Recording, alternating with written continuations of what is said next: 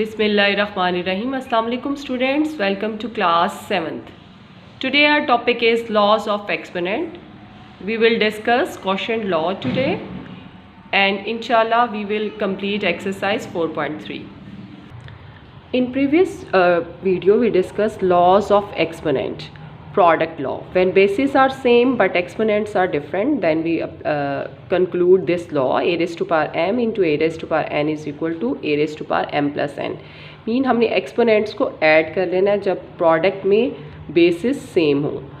And the second law, when basis are different in product, when the basis of two values are different but exponents are same. ये देखें exponent same है तो फिर हम क्या करते हैं, we take the product and then the exponent.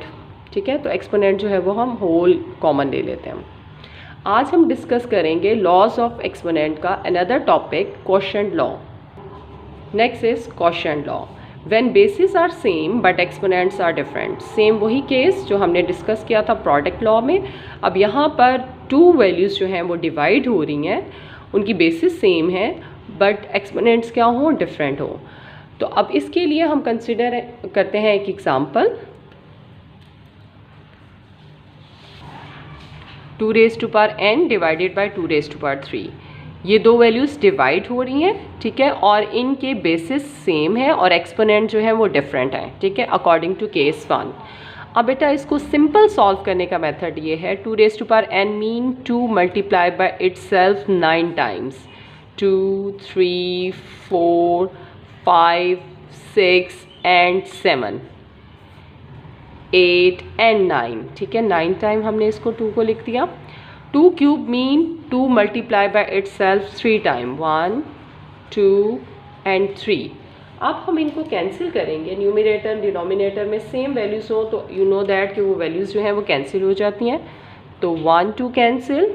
Next में देखें, दिस वन आल्सो कैंसिल और ये भी कैंसिल. ठीक है, अब हमारे पास कितने टूल्स रह गए, अब उनको काउंट करते हैं.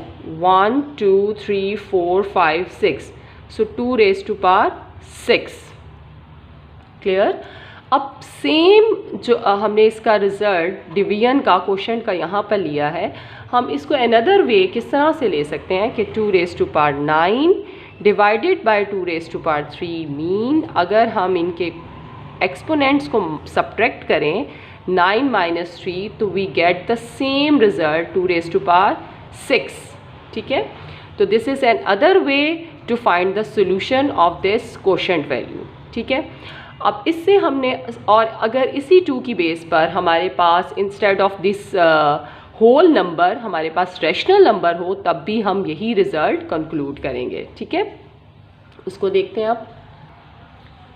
So from this examples we can suggest another law. The division of two rational numbers with the same base can be performed by subtracting their exponents. Suppose करते हैं कि वो रियल नंबर जिसकी सेम बेस है वो real number है a और exponents उसके हैं m and n such that a is not equal to 0 and m is greater than n. Then we have a result a raised to power m divided by a raised to power n is equal to a raised to power m minus n. ठीक है, यही result हमने conclude किया ना अभी example के through. ठीक है, और यहाँ पर कंडीशन क्या होगी जस्ट कि a is not equal to 0, क्योंकि डिनोमिनेटर वैल्यू कभी भी 0 नहीं होनी चाहिए. अब ये सेम बेस है तो ये सेम बेस 0 नहीं होगी, इसके अलावा कोई भी रैशनल नंबर हो सकती है. ठीक है, and another condition is m is greater than n. ये जो एक्सपोनेंट है ये m की वैल्यू ग्रेटर होगी n से. ठीक है, क्लियर हो गया. तो this is the first quotient law.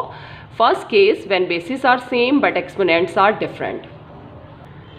Okay, the next case is when bases are different but exponents are same. ठीक है, जब दो वैल्यूज़ डिवाइड हो रही हों और उनकी बेसिस जो है वो डिफरेंट हो, न्यूमरेटर में कोई और वैल्यू हो और डिनोमिनेटर में डिफरेंट वैल्यू हो और उनके एक्सपोनेंट सेम हो, तो फिर हम क्या रिज़ल्ट कंक्लूड करते हैं. इसको भी इसके लिए भी हम कंसिडर करते हैं कि example 2/5 whole raise to power 5।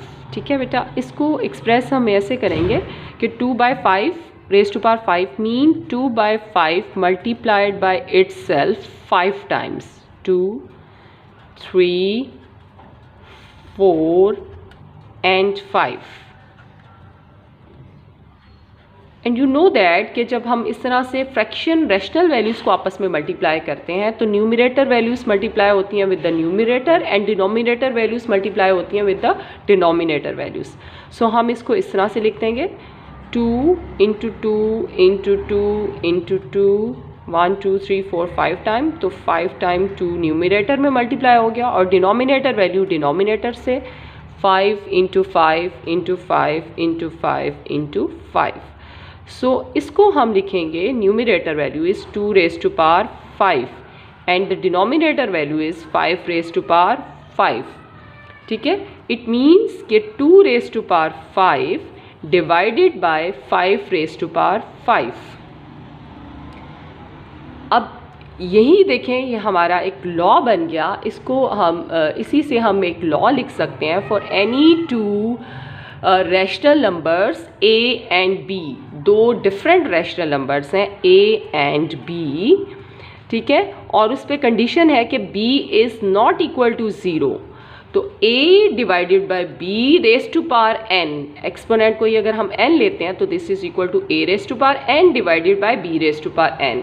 अब इसको इन जनरल फॉर्म हम लिख लेते हैं for any two rational number a and b, a raised to power n divided by b raised to power n is equal to a by b whole raised to power n। हमने यहीं से start किया था ना, 2/5 raised to power 5 is equal to this। ठीक है, 2 raised to power 5 divided by 5 raised to power 5। तो ये रिजल्ट हमने कंक्लूड किया इस एग्जाम्पल से कि when the bases are different but exponents are same और वो डिवाइड हो रहे हो तो वो होल पावर बन जाती है। ठीक है, a/b होल पावर n। ठीक है, और यहाँ पर कंडीशन ये है कि b is not equal to 0।